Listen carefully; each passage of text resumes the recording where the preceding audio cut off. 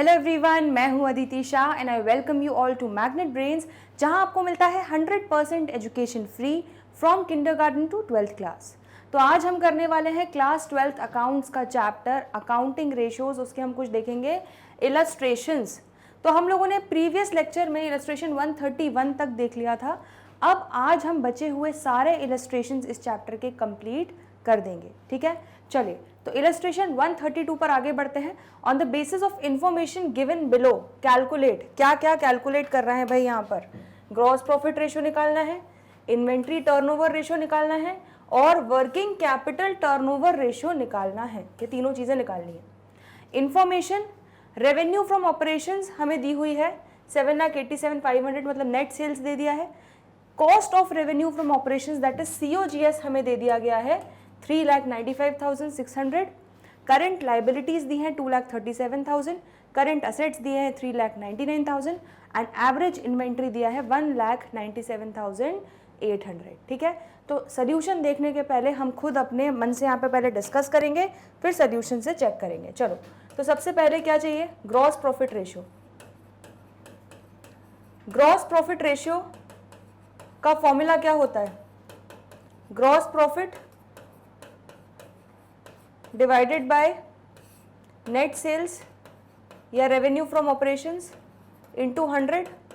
ठीक है, अब यहाँ पर हमारा ग्रॉस प्रॉफिट डायरेक्टली तो नहीं दिया है, लेकिन हमें नेट सेल्स भी दिया है और COGS भी दिया है। तो नेट सेल्स में से अगर हम कॉस्ट ऑफ गुड्स सोल्ड को माइनस कर देंगे तो हमारा क्या आ जाएगा? Gross profit.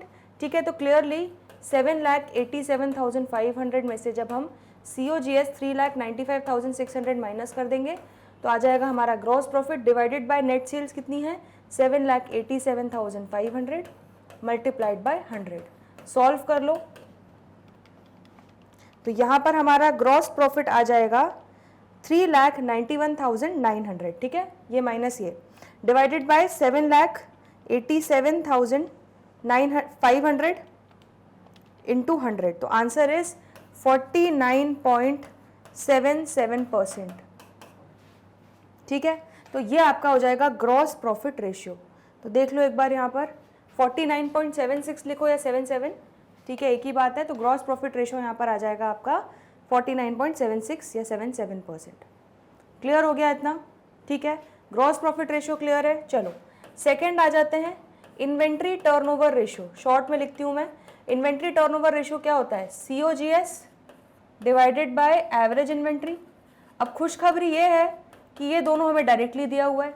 COGS भी दिया है 3,95,600 डिवाइडेड बाय हमें एवरेज इन्वेंट्री दी हुई है 1,97,800। ठीक है, तो हमारा डायरेक्टली आंसर आ जाएगा 3,95,600 divided by 1,97,800। Answer is 2 times. तो इन्वेंट्री टर्नओवर रेशियो हमारा आ जाएगा 2 टाइम्स। ठीक है, आंसर चेक कर लेते हैं। तो यहाँ पर हमारा आंसर आ जाएगा 2 टाइम्स। ठीक है, तो परफेक्टली इन्वेंट्री टर्नओवर रेशियो भी आ गया। चलो थर्ड पार्ट पे आ जाते हैं, that is working capital turnover ratio. तो वर्किंग कैपिटल टर्नओवर रेशियो का फॉर्मूला क्या होता है? यहाँ पर हम ऊपर लिखते हैं रेवेन्यू फ्रॉम ऑपरेशन या net sales divided by working capital. That is क्या होता है working capital? Current assets minus current liabilities. ठीक है, तो यहाँ पर रेवेन्यू फ्रॉम ऑपरेशंस हम डायरेक्टली लिख लेंगे 7,87,500 divided by working capital. Current assets कितना है? 3,99,000 माइनस करंट लाइबिलिटीज है 2,37,000। तो यहाँ पर हमारा वर्किंग कैपिटल कितना आ जाएगा? 3,99,000 माइनस 2,37,000 दैट इज 1,62,000। तो 7,87,500 डिवाइडेड बाय 1,62,000, आंसर आपका आ जाएगा 4.86 टाइम्स। ठीक है, तो ये आ जाएगा आपका वर्किंग कैपिटल टर्नओवर रेशियो। यहाँ पर सोल्यूशन देख लेते हैं। ठीक है, इन लोगों का अलग इसलिए आ रहा है क्योंकि यहाँ पर उन्होंने रेवेन्यू फ्रॉम ऑपरेशन नहीं, उन्होंने cost of revenue that is COGS ले लिया है। बट हमने वर्किंग कैपिटल टर्नओवर का फॉर्मूला पढ़ा है, हमेशा रेवेन्यू फ्रॉम ऑपरेशंस को न्यूमरेटर लेते हैं। ठीक है, और डिवाइड करते हैं वर्किंग कैपिटल से। हाँ, अगर आपको कभी रेवेन्यू फ्रॉम ऑपरेशन नहीं दिया है तो आप COGS यूज कर सकते हो जस्ट इन केस, बट यहाँ पर ऑलरेडी रेवेन्यू फ्रॉम ऑपरेशन दिया है तो हमारा मेथड ज़्यादा सही है, ठीक है। तो हम लोग यहाँ पर 7,87,500 ही लिखेंगे रेवेन्यू फ्रॉम ऑपरेशंस या नेट सेल्स। क्लियर हो गया, ठीक है। तो बुक में ये सोल्यूशन गलत दिया है, इसको आप मार्क कर लो, ठीक है। चलिए, तो ये हो गया आपका फर्स्ट पार्ट इलस्ट्रेशन 132 का। अब आ जाते हैं सेकंड पार्ट पे। सेकंड पार्ट देखो क्या बोला गया है। सेकंड पार्ट में आपको ये सारी चीज़ें दी गई हैं और आपको बोला गया है कि आपको क्या निकालना है, डेट इक्विटी रेशियो निकालना है, ठीक है। तो यहाँ पर आपको निकालना है कैलकुलेट डेट इक्विटी रेशियो,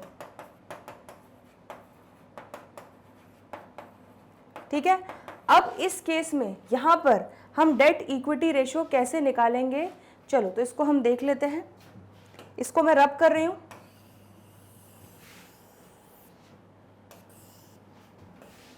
ठीक है।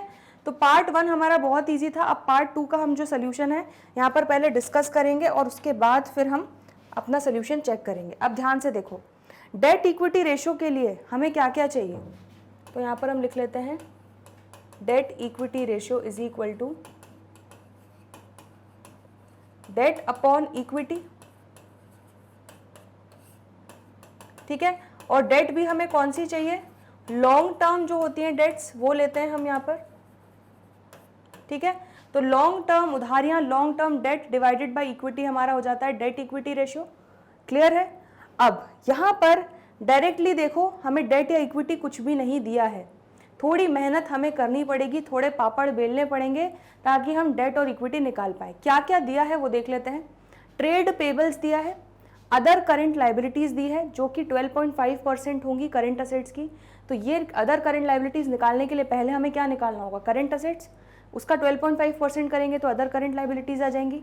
टोटल डेट्स, टोटल उधारियाँ दी हुई हैं, अदर क्विक असेट्स दिया है, प्रीपेड एक्सपेंसेस दिया है, ट्रेड रिसीवेबल्स दिए हैं, नेट फिक्स एसेट्स दिए हैं, long term loans and advances दिया है, नॉन करंट इन्वेस्टमेंट दिया है, ओपनिंग इन्वेंट्री दिया है, ठीक है। एंड नोट दिया है कि क्लोजिंग इन्वेंट्री जो है वो 25% मोर देन होगी ओपनिंग इन्वेंट्री, ठीक है। तो ओपनिंग इन्वेंट्री से 25% ज़्यादा हमारी होगी क्लोजिंग इन्वेंट्री। ये आपको सारी डिटेल्स दी गई हैं। अब इस केस में सबसे पहले तो जो क्लियरली दिख रहा है, क्लोजिंग इन्वेंट्री निकाल लेते हैं, ठीक है। तो यहाँ पर आ जाते हैं, एक एक करके सोल्यूशन हम निकालते हैं यहाँ पर। तो क्लोजिंग इन्वेंट्री हमारी कितनी हो जाएगी, ओपनिंग इन्वेंट्री, ओपनिंग इन्वेंट्री कितनी है 1,60,000, तो 1,60,000 ओपनिंग इन्वेंट्री है। इसमें हम प्लस कर देंगे 1,60,000 का 25%, तो हमारी आ जाएगी क्लोजिंग इन्वेंट्री। तो यहाँ पर आंसर कितना हो जाएगा, ये 40,000 हो जाएगा, तो ये आपका हो जाएगा 2 लाख। तो क्लोजिंग इन्वेंट्री आपकी आ गई 2 लाख, ठीक है। अब हम क्या निकाल लेते हैं, करंट असेट्स निकाल लेते हैं क्योंकि उससे हमें अदर करंट लाइबिलिटीज़ मिल जाएगी, ठीक है। तो करंट असेट्स कैलकुलेट कर लेते हैं। अब करंट असेट्स यहाँ पर क्या क्या होगा, ठीक है। तो मैं यहाँ पर पूरी चीज़ें फॉर्मूला नहीं बना के लिख रही हूँ, मैं डायरेक्टली लिख रही हूँ, ठीक है। तो यहाँ पर देखो ट्रेड रिसीवेबल्स आ जाएगा 1,50,000, तो यहाँ पर हम करंट असेट्स में ट्रेड रिसीवेबल्स लिख लेंगे 1,50,000 प्लस नेट फिक्स एसेट्स, ये नहीं आएगा करंट असेट्स में, ये आपका नॉन करंट असेट्स होता है, ठीक है। Long term loans and advances ये भी नहीं आएगा करंट असेट्स में, नॉन करंट इन्वेस्टमेंट्स भी नहीं आएगा। ओपनिंग इन्वेंट्री नहीं लेंगे, हम बैलेंस शीट के क्लोजिंग बैलेंसेस ले रहे हैं तो इसलिए यहाँ पर क्लोजिंग इन्वेंट्री लेंगे, ठीक है। तो क्लोजिंग इन्वेंट्री हमारी जस्ट आई यहाँ पर 2 लाख प्लस यहाँ पर हम नेक्स्ट लेंगे अदर क्विक असेट्स, ठीक है। ये तो आपका सारे लाइबिलिटी साइड की चीज़ें, अदर क्विक असेट्स ये आपका करंट असेट्स में आ जाएगा और प्रीपेड एक्सपेंसेस आ जाएगा। तो यहाँ पर हम लिख लेते हैं 40,000 प्लस 10,000। अब देखो कितना हो गया, ये 1,50,000 हो गया, इसमें ये 50,000 ऐड हो गया, 2 लाख हो गया, 2 लाख प्लस 2 लाख कितना हो गया 4 लाख। तो करंट असेट्स आपके आ गए 4 लाख, ठीक है। तो अब आप क्या निकाल सकते हो, करंट लाइबिलिटीज निकाल सकते हो।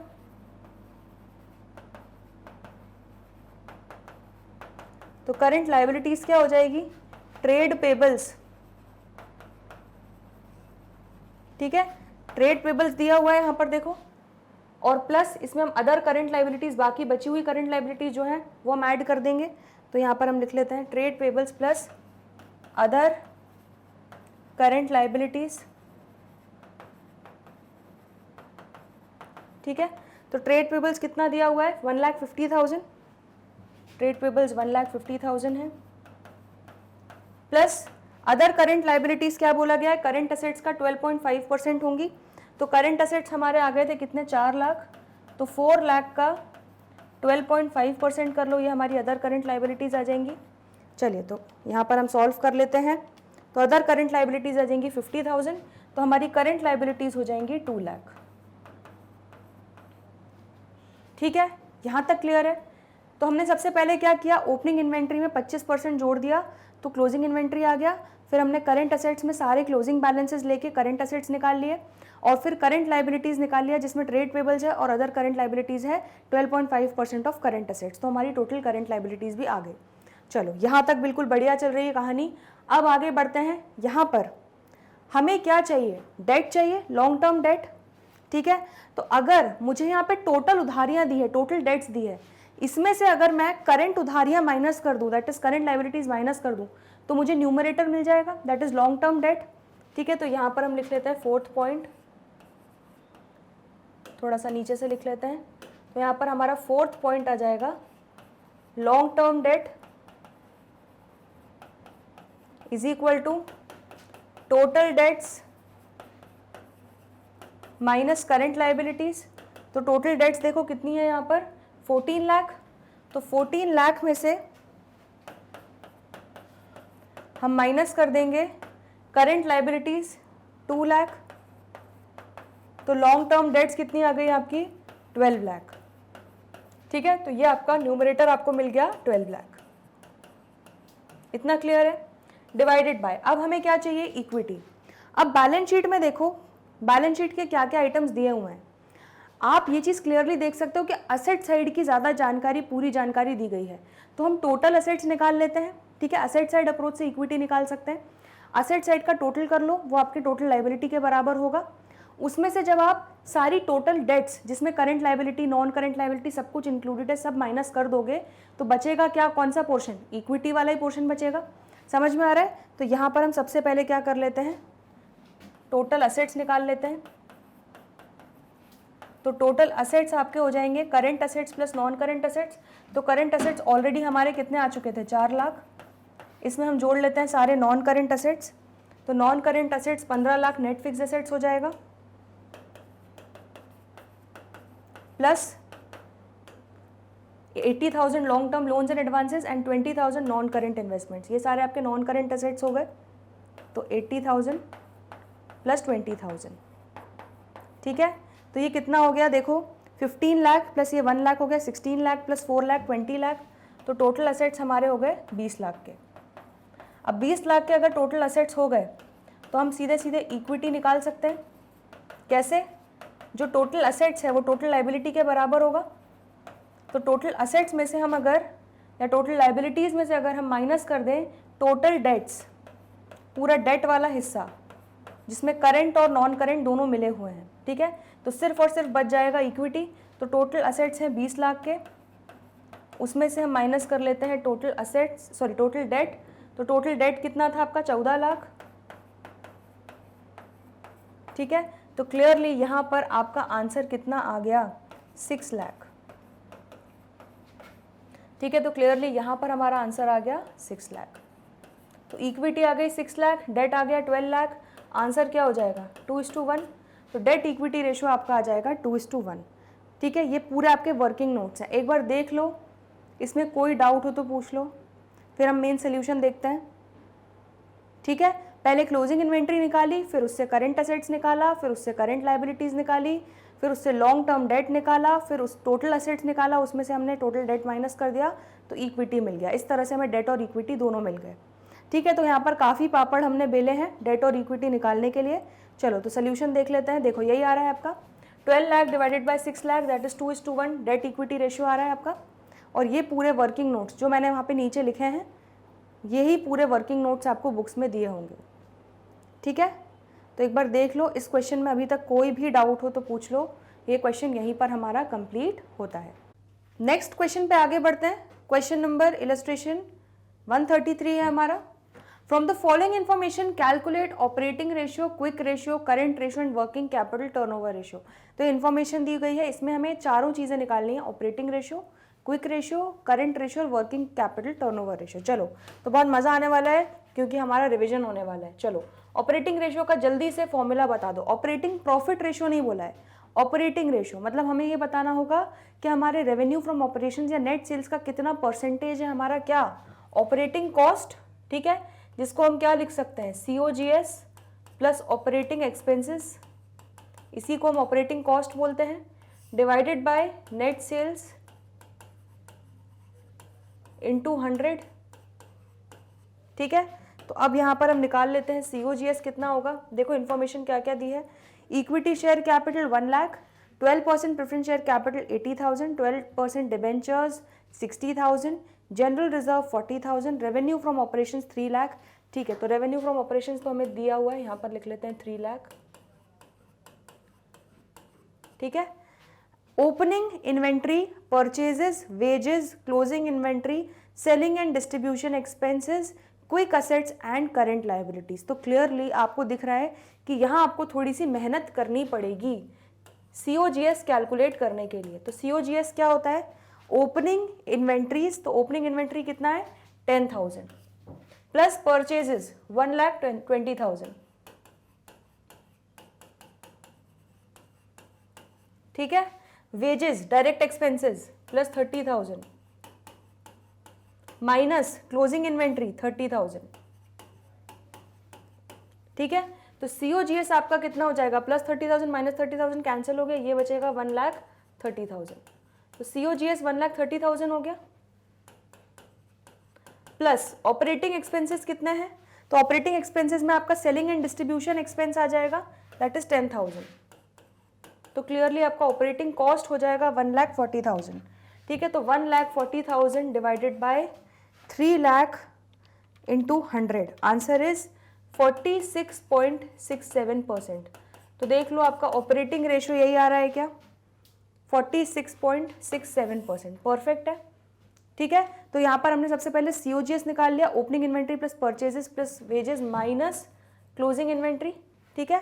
तो हमारा 1,30,000 आ गया, फिर हमने 1,30,000 में 10,000 का क्या जोड़ दिया, ऑपरेटिंग एक्सपेंसेस, तो हमारा टोटल ऑपरेटिंग कॉस्ट आ गया 1,40,000 डिवाइडेड बाय 3 लाख इंटू 100, 46.67%। ये हो गया आपका ऑपरेटिंग रेशियो कंप्लीट, ठीक है। चलो क्विक रेशियो पे आ जाते हैं। क्विक रेशियो का फॉर्मूला बताओ क्या होता है। क्विक रेशियो होता है quick assets upon current liabilities, ठीक है। तो यहां पर आपको क्विक असेट्स देखो कितने दिए हुए हैं 2 लाख, तो क्विक असेट्स हम लिख लेंगे 2 lakh divided by current liabilities भी दी हुई है 1,20,000, तो दोनों ही चीजें दी हुई हैं, डायरेक्टली पुट करेंगे और हमारा आंसर आ जाएगा कितना 1.67:1, ये हो जाएगा आपका क्विक रेशियो। तो आंसर देख लेते हैं, यहाँ पर क्विक रेशियो हो जाएगा 1.67:1, परफेक्ट है, ठीक है, इजी था। अब आ जाते हैं करंट रेशियो पे। चलो तो करंट रेशियो का फॉर्मूला क्या होता है, current assets upon current liabilities,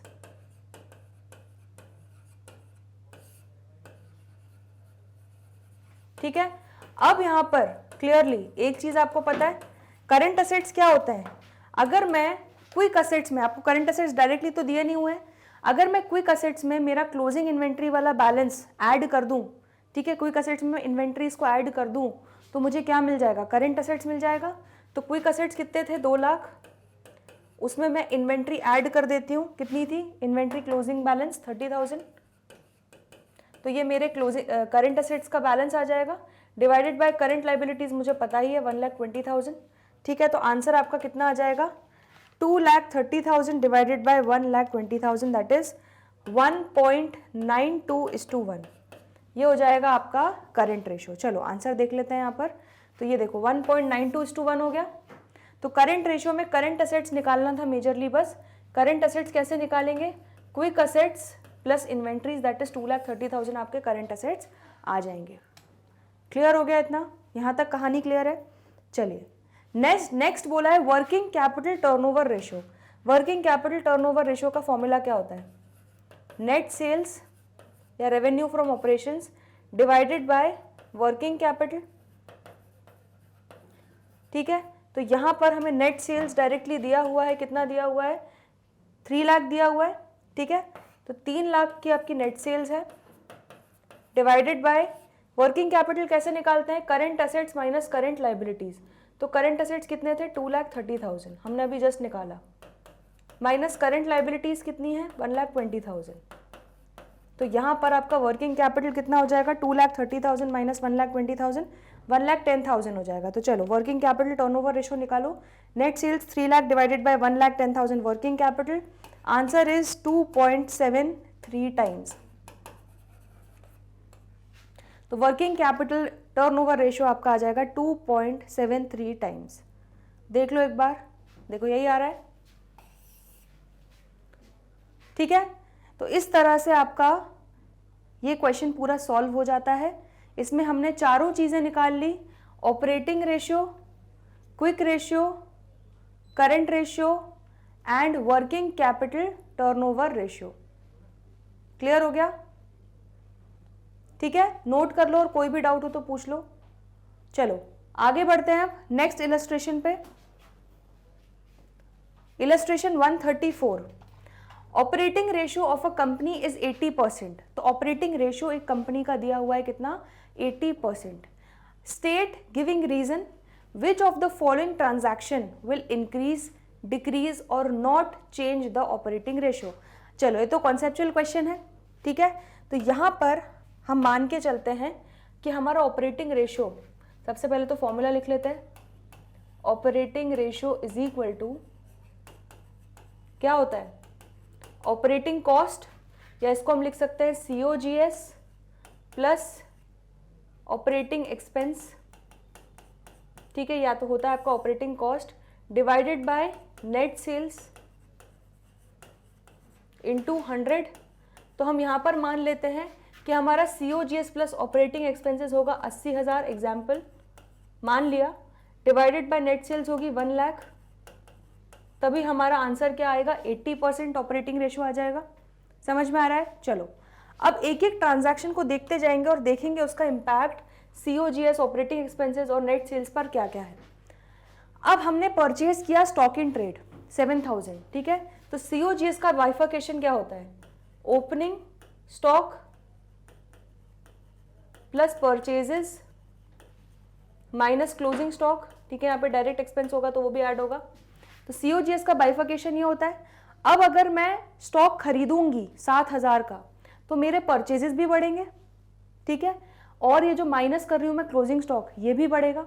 तो इवेंचुअली क्या हो रहा है? प्लस 7,000 परचेजेस में बढ़ रहा है और क्लोजिंग स्टॉक भी 7,000 से बढ़ रहा है, तो माइनस 7,000 हो रहा है। तो इवेंचुअली प्लस और माइनस, इंक्रीज और डिक्रीज के कारण ओवरऑल COGS में कोई चेंज नहीं आ रहा।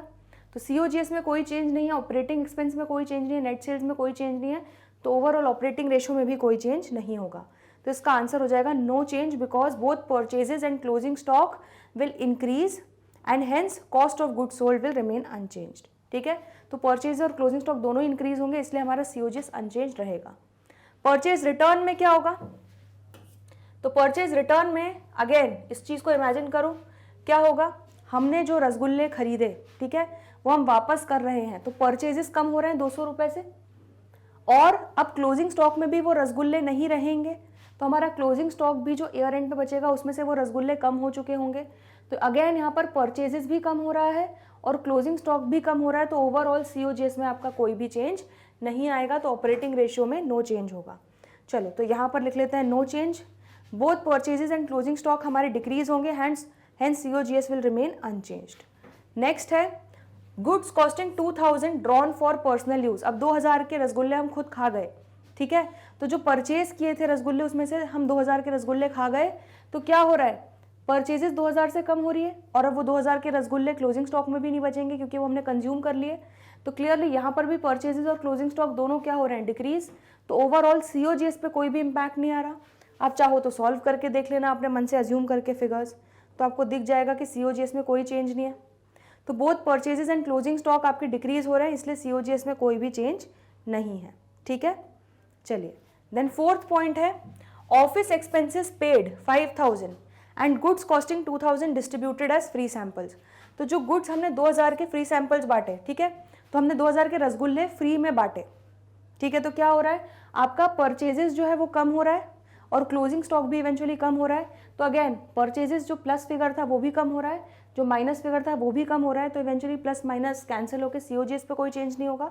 लेकिन ऑफिस एक्सपेंसेस जो 5000 के पे किए, ठीक है, इसके कारण हमारा ऑपरेटिंग एक्सपेंस क्या होगा, बढ़ जाएगा कितने से, 5000 से। तो क्लियरली हमारा जो ऑपरेटिंग कॉस्ट है ओवरऑल वो भी 5000 से बढ़ जाएगा, तो 80,000 की जगह 85,000 हो जाएगा और हमारा ओवरऑल ऑपरेटिंग रेशो 85% हो जाएगा। दैट इज क्या हो जाएगा, इंक्रीज। तो देखो यहाँ पर क्या हो जाएगा आपका, इंक्रीज, ठीक है, क्योंकि आपका ऑपरेटिंग कॉस्ट ओवरऑल इंक्रीज हो रहा है। समझ में आया। फिफ्थ है, क्रेडिटर्स को पेमेंट किया 100 रुपीज़। तो भाई अब इसके कारण क्या हो रहा है, कैश कम हो रहा है, पैसा जा रहा है और आपकी लाइबिलिटीज़ कम हो रही है। तो कैश कम होने से और लाइबिलिटी कम होने का ऑपरेटिंग रेशो पे कि किसी भी आइटम पे कोई इम्पैक्ट नहीं है, ठीक है, तो नो चेंज होगा। बिल्डिंग सोल्ड फॉर 5 लाख, तो बिल्डिंग हमने बेची तो कैश आ रहा है, एक असेट बढ़ रहा है, ठीक है, और बिल्डिंग बेची तो एक असेट जा रहा है, तो इसमें हमारे असेट्स पे इम्पैक्ट आ रहा है। असेट्स का यहाँ पर कुछ भी आपका आइटम नहीं है तो ऑपरेटिंग रेशो में कोई भी चेंज नहीं आएगा। इनकम टैक्स हमने पे किया 7000, तो अगेन एक खर्चा हुआ लेकिन वो ऑपरेटिंग नेचर का नहीं है खर्चा, तो इनकम टैक्स हमने पे किया तो हमारी जेब से पैसा जा रहा है, ठीक है, और खर्चा हो रहा है, तो क्लियरली इसका भी ऑपरेटिंग रेशो पे कोई भी डिफरेंस नहीं पड़ेगा, ठीक है। तो इसमें सिर्फ और सिर्फ फोर्थ पॉइंट में इंक्रीज है, बाकी सारे पॉइंट्स में आपका नो चेंज है, ठीक है। ये हो गया आपका इलस्ट्रेशन नंबर 134। तो देख लो एक बार इसका सॉल्यूशन, ठीक है। तो यहां पर 5, 6 एंड 7 तीनों में नो चेंज होगा, क्योंकि ना ही ऑपरेटिंग कॉस्ट चेंज होगा और ना ही सेल्स चेंज होगी। तो जल्दी से देख लो और अभी तक कोई भी डाउट हो तो पूछ लो। आगे बढ़ते हैं नेक्स्ट इलस्ट्रेशन पे, illustration 135। From the given information calculate the following ratios. तो हमें यहाँ पर कौन कौन से रेशियोज निकालने हैं, ऑपरेटिंग रेशियो निकालना है और इन्वेंट्री टर्नओवर रेशियो निकालना है, ठीक है। इन्फॉर्मेशन में क्या क्या दिया है देखो, कैश रेवेन्यू फ्रॉम ऑपरेशन, मतलब क्या है, कैश सेल्स है, तो कैश सेल्स, ठीक है, नेट कैश सेल्स है basically 10 lakh. Credit revenue from operations, that is net credit sales दी हुई है, तो कैश और क्रेडिट सेल्स अलग अलग दिए, दोनों को टोटल कर देंगे तो टोटल रेवेन्यू फ्रॉम ऑपरेशंस आ जाएगा। तो नेट क्रेडिट सेल्स हमें दिए 120% of cash revenue from operation, मतलब 10 लाख का 120% हमारा नेट क्रेडिट सेल्स हो जाएगा। ऑपरेटिंग एक्सपेंसेस दिए हैं 10% of the total revenue from operations. Rate of gross profit दिया है 40%, opening inventory 1,50,000, closing inventory 20,000 more than the opening inventory, ठीक है। तो चलो सबसे पहले हम निकाल लेते हैं ऑपरेटिंग रेशो। चलो तो यहाँ पर सोल्यूशन देखने के पहले हम अपनी खुद की मेहनत करेंगे। ऑपरेटिंग रेशो का फॉर्मूला क्या होता है, ऑपरेटिंग रेशो का फॉर्मूला होता है COGS प्लस ऑपरेटिंग एक्सपेंसेस, ठीक है, या इसको ऑपरेटिंग कॉस्ट भी बोल सकते हैं, divided by revenue from operations या नेट सेल्स, ठीक है। तो इस केस में ये और इंटू 100 हो जाएगा, ठीक है। अब इस केस में देखो यहाँ पर आपको क्या दिया हुआ है, यहाँ पर सबसे पहले तो आप रेवेन्यू फ्रॉम ऑपरेशंस निकाल लो, ठीक है। तो यहाँ पर हम निकाल लेते हैं टोटल रेवेन्यू फ्रॉम ऑपरेशंस,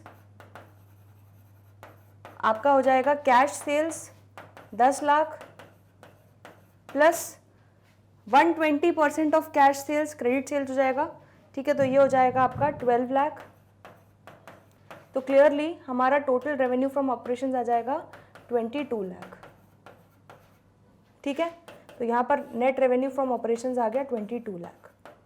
अब हमें क्या चाहिए, COGS चाहिए, ठीक है। तो यहाँ पर COGS कैसे निकाल सकते हो, नेट सेल्स में से अगर हम ग्रॉस प्रॉफिट माइनस कर दें तो हमें COGS मिल जाएगा। तो नेट सेल्स या टोटल रेवेन्यू फ्रॉम ऑपरेशंस कितना था, टोटल 22 लाख। तो 22 लाख में से ग्रॉस प्रॉफिट कितना है, rate of gross profit on cost नहीं बोला है, कुछ भी नहीं बोला है, तो इसलिए हम इसको ऑन सेल्स ही मानेंगे 40%, ठीक है। तो ये हम 22 लाख का 40% निकाल लेते हैं, वो आ जाएगा हमारा ग्रॉस प्रॉफिट। चलो, तो 22 लाख का 40% आपका हो जाएगा 8,80,000। उसको माइनस कर लेते हैं 22 लाख में से, तो ये आंसर हो जाएगा हमारा 13,20,000। तो COGS आपका कितना आ गया, 13,20,000 प्लस ऑपरेटिंग एक्सपेंसेस कितने हो गए, ऑपरेटिंग एक्सपेंसेस बोले हैं 10% of total revenue from operations. तो यहाँ पर टोटल रेवेन्यू फ्रॉम ऑपरेशंस कितना है, 22 लाख। तो 22 लाख का 10% हो जाएगा 2,20,000, ठीक है, मल्टीप्लाइड बाय 100। तो यहाँ पर आंसर क्या आ जाएगा, 13,20,000 प्लस 2,20,000, टोटल आ गया हमारा 15,40,000 divided by 22 lakh into 100, answer is 70%। तो क्लियरली यहाँ पर देखो हमारा ऑपरेटिंग रेशो आ गया 70%, ठीक है। तो समझ में आया किस तरह से निकाला। सबसे पहले total revenue from operations cash sales plus credit sales कर दिया तो 22 लाख आ गया, और फिर नेट सेल्स जो हमारी टोटल सेल्स आई 22 लाख, उसमें से हमने ग्रॉस प्रॉफिट माइनस कर दिया तो COGS मिल गया, प्लस हमने रेवेन्यू का 10% हमारा आ गया ऑपरेटिंग एक्सपेंस, तो हमने COGS प्लस ऑपरेटिंग एक्सपेंस किया तो ऑपरेटिंग कॉस्ट मिल गया divided by revenue from operations into 100, answer is 70%। ये हो गया आपका ऑपरेटिंग रेशियो कंप्लीट, ठीक है, यहाँ तक क्लियर है। चलो अब नेक्स्ट क्या बोला है, इन्वेंट्री टर्नओवर रेशियो। चलो, तो इन्वेंट्री टर्नओवर रेशियो क्या होता है, इन्वेंट्री टर्नओवर रेशियो होता है आपका COGS divided by average inventory, ठीक है। तो COGS हम ऑलरेडी यहाँ पर निकाल चुके हैं कितना, 13,20,000, और एवरेज इन्वेंट्री हम कैसे निकालेंगे, opening plus closing divided by 2। तो ओपनिंग इन्वेंट्री है 1,50,000 प्लस क्लोजिंग इन्वेंट्री कितनी है 20,000 more then the opening inventory. तो ओपनिंग इन्वेंट्री से 20,000 ज़्यादा है क्लोजिंग, तो 1,50,000 प्लस 20,000 1,70,000 क्लोजिंग इन्वेंट्री हो जाएगी डिवाइडेड बाय 2। सॉल्व कर लो इसको, तो ये कितना हो जाएगा आपका 1,50,000 प्लस 1,70,000 डिवाइडेड बाय 2, ये हो जाएगा 1,60,000। तो 13,20,000 divided by 1,60,000, answer is 8.25 times. तो इन्वेंट्री टर्नओवर रेशियो आपका हो जाएगा 8.25 टाइम्स। क्लियर हो गया। चलो सोल्यूशन देख लेते हैं इन्वेंट्री टर्नओवर रेशियो का। तो यहाँ पर आपका आंसर आ जाएगा 8.25 टाइम्स। ठीक है, सिंपल था बहुत ये क्वेश्चन। तो यहाँ पर हमने दो चीज़ें निकाली, एक हमने निकाला ऑपरेटिंग रेशियो और एक हमने निकाला इन्वेंट्री टर्नओवर रेशियो। यहाँ तक कोई भी डाउट हो तो पूछ लो। ठीक है, बस हम इतनी मेहनत करते करते फाइनली आ चुके हैं इस चैप्टर के आखिरी इलस्ट्रेशन पे। तो जल्दी से वो डिस्कस कर लेते हैं और हमारे यहाँ पर इस चैप्टर के सारे इलस्ट्रेशंस क्लास में डिस्कस हो जाएंगे। चलिए तो बढ़ रहे हैं अब लास्ट इलस्ट्रेशन पे, इलस्ट्रेशन 136 पर। यहाँ पर ए और बी पार्ट में आपको दिया हुआ है, ध्यान से देखते हैं। सबसे पहले A part, net profit after interest and tax of M limited was 1 lakh. ठीक है, तो आखिरी में जो सारे टैक्सेस, सारे खर्चे माइनस करने के बाद लास्ट में जो नेट प्रॉफिट आफ्टर टैक्स बचता है 1 लाख, वो दिया हुआ है। करंट एसेट्स हमें दिए हैं 4 लाख, करंट लाइबिलिटीज दी हैं 2 लाख, टैक्स रेट दिया है 50%, टोटल असेट्स दिए हैं हमें 10 lakh and 10% long term date है 4 लाख। हमें क्या निकालना है यहाँ पर, हमें निकालना है रिटर्न ऑन इन्वेस्टमेंट। तो रिटर्न ऑन इन्वेस्टमेंट का फॉर्मूला क्या होता है, net profit before interest tax and dividend divided by capital employed into 100। ठीक है, ये फॉर्मूला होता है। अब यहाँ पर अगर मुझे नेट प्रॉफिट आफ्टर टैक्स दिया है तो मैं net profit before interest and tax निकाल सकती हूँ। कैसे, जो मेरा प्रॉफिट आफ्टर टैक्स है कितना दिया है 1 लाख, इसमें मैं वापस से टैक्स को ऐड बैक कर दूंगी अगर, तो मुझे क्या मिल जाएगा, प्रॉफिट बिफोर टैक्स। ठीक है, प्रॉफिट बिफोर टैक्स में कैसे निकाल सकती हूँ, प्रॉफिट आफ्टर टैक्स क्या है, अगर 100 रुपये मेरा प्रॉफिट बिफोर टैक्स होता, ठीक है, अगर उसमें से 50% टैक्स रेट है तो 100 का 50% कितना हो गया 50 रुपये, वो माइनस कर दूंगी टैक्स, तो मेरा क्या आ जाएगा, प्रॉफिट आफ्टर टैक्स कितना आ जाएगा 50 रुपये। ठीक है, तो क्लियरली अगर मेरा 100% प्रॉफिट बिफोर टैक्स है, उसमें से 50% टैक्स है, तो मेरा 50% प्रॉफिट आफ्टर टैक्स होगा। तो क्लियरली मैं यहाँ पर कैसे निकाल सकती हूँ profit before tax? Profit before tax आप कैसे निकाल सकते हो? आपका प्रॉफिट आफ्टर टैक्स 1 लाख है और वो 1 लाख है 50% of the total profit before tax. समझ में आ रहा है? तो क्लियरली 1 लाख डिवाइडेड बाय 50%, तो 1 लाख डिवाइडेड बाय 50% कितना हो जाएगा आपका? 2 लाख। तो क्लियरली प्रॉफिट बिफोर टैक्स आपका हो जाएगा 2 लाख और टैक्स आपका हो जाएगा 1 लाख। ठीक है, तो प्रॉफिट आफ्टर टैक्स में जो टैक्स माइनस किया था उसको ऐड बैक किया। ठीक है, तो हमारा क्या आ गया? प्रॉफिट बिफोर टैक्स आ गया। अब इसमें हम इंटरेस्ट भी ऐड कर देते हैं। ठीक है, तो इंटरेस्ट कितना है देखो यहाँ पर ध्यान से, 10% long term date was 4 lakh, तो 4 लाख का 10% कितना हो जाएगा? 40,000। तो ये आ जाएगा आपका 2,40,000। ठीक है, तो net profit before interest tax and dividend आपका आ जाएगा 2,40,000। अब हमें किससे डिवाइड करना है? कैपिटल एम्प्लॉयड से। तो कैपिटल एम्प्लॉयड यहां पर कैसे निकाल सकते हो? देखो ध्यान से, टोटल असेट्स आपको दिया है, तो मतलब आपका बैलेंस शीट है, बैलेंस शीट में असेट साइड है, यहां पर आपको टोटल असेट्स कितने दिए हैं? 10 लाख दिए हुए हैं। इसमें से अगर मैं माइनस कर लूं यहां पर जो करेंट लाइबिलिटीज दी हुई होंगी, ठीक है, तो मेरा यहां पर इक्विटी और डेट बैलेंसिंग फिगर आ जाएगा। ठीक है, तो यहां पर मुझे करंट लाइबिलिटीज देखो कितनी दी हुई है? 2 लाख रुपए। तो क्लियरली अगर मैं टोटल असेट्स के बराबर क्या होती है? Total liabilities. तो क्लियरली मैं अगर टोटल असेट्स के बैलेंस में से 2 लाख की करंट लाइबिलिटीज हटा दूं तो मुझे इक्विटी प्लस डेट मिल जाएगा, that is my capital employed. तो क्लियरली मेरा यहाँ पर कैपिटल एम्प्लॉयड क्या हो जाएगा? Total assets 10 lakh minus 2 lakh current liabilities, that is 8 lakh. ठीक है, तो 8 लाख आपका यहाँ पर कैपिटल एम्प्लॉयड हो गया इंटू 100। तो ये कितना हो गया? 2,40,000 divided by 8 lakh into 100, answer is 30%। तो मेरा ROI यहाँ पर आ गया 30%। क्लियर है? देख लो आंसर यहाँ पर, ROI आ गया आपका 30%।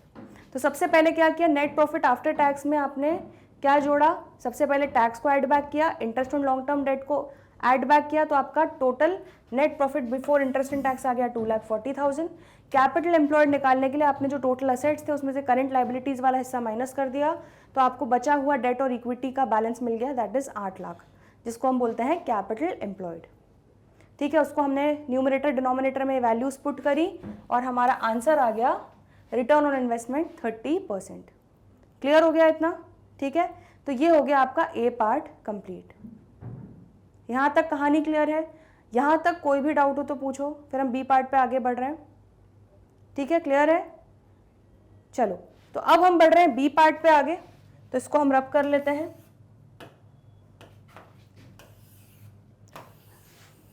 तो बी पार्ट हमारा देखो क्या बोल रहा है, ध्यान से देखो। बी पार्ट बोल रहा है कि rate of gross profit on revenue from operations of a company 25%। मतलब क्या बोल रहा है कि सेल्स पर हमारा ग्रॉस प्रॉफिट का रेट है 25%, और अगर ग्रॉस प्रॉफिट मेरा है 5 लाख, शेयर होल्डर्स फंड्स हैं 25 लाख, नॉन करेंट लाइबिलिटीज है 8 lakh and non current assets है 23 लाख, हमें निकालना है वर्किंग कैपिटल टर्नओवर रेशियो। तो वर्किंग कैपिटल टर्नओवर रेशियो का फॉर्मूला क्या होता है? Revenue from operations divided by working capital. ठीक है, तो ये आपका हो जाता है वर्किंग कैपिटल टर्नओवर रेशियो। अब यहाँ पर देखो बड़ा मजेदार चीज क्या है, डायरेक्टली आपको ग्रॉस प्रॉफिट दिया है, तो अगर ग्रॉस प्रॉफिट है 25% ऑफ क्या? रेवेन्यू फ्रॉम ऑपरेशंस, और वो 25% की वैल्यू कितनी है? 5 लाख, तो मैं डायरेक्टली यहाँ पर रेवेन्यू फ्रॉम ऑपरेशंस की वैल्यू निकाल सकती हूँ। ग्रॉस प्रॉफिट है 5 लाख और वो है 25% of the revenue from operations, तो क्लियरली 5 लाख डिवाइडेड बाय 25% कर दूंगी, तो मेरा रेवेन्यू फ्रॉम ऑपरेशंस आ जाएगा, दैट इज 20 लाख आ जाएगा। आ रहा है समझ में?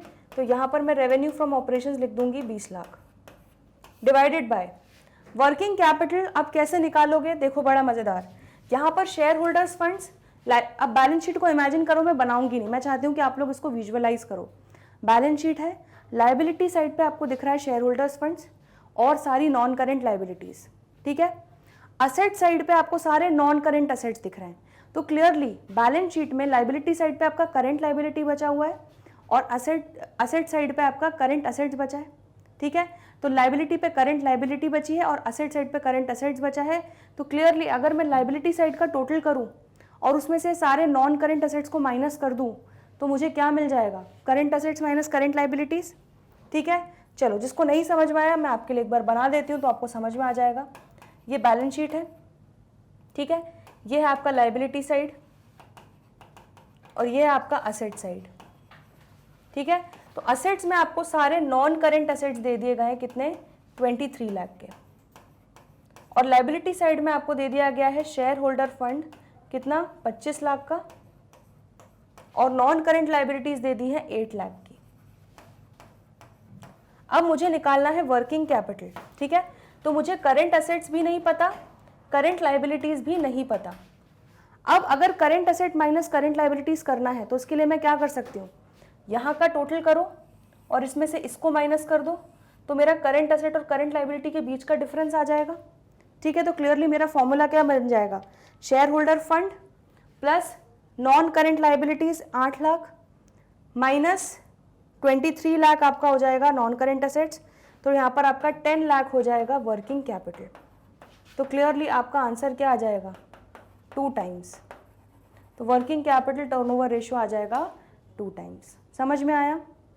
तो कई बार आपको current asset current liability directly नहीं दिया होगा, ये इनडायरेक्टली दिया होगा, तो आपको इस तरह से कैलकुलेट करना होगा।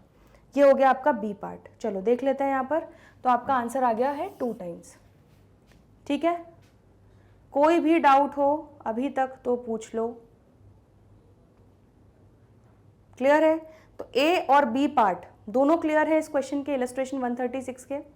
ए में हमने रिटर्न ऑन इन्वेस्टमेंट निकाल लिया और बी में वर्किंग कैपिटल टर्नओवर रेशियो निकाल लिया। कोई भी डाउट हो तो प्लीज कमेंट सेक्शन में पूछ लो जल्दी से।